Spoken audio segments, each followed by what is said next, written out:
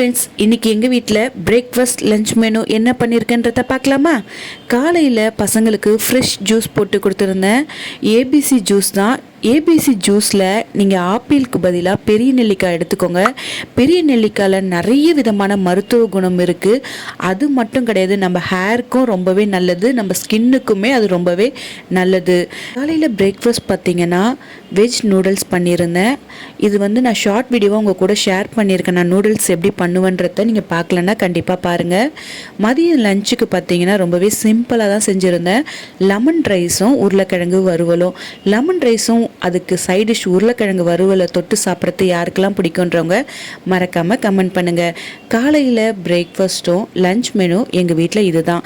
Lunch பண்ண கையோடையே kitchen ஃபுல்லாகவே clean பண்ணிவிட்டு பாத்திரமும் தொலைக்கிட்டா நம்ம எப்போ கிச்சனுக்குள்ளே போனாலும் கிச்சனை பார்க்குறதுக்கே அவ்வளோ நீட்டாக இருக்கும்.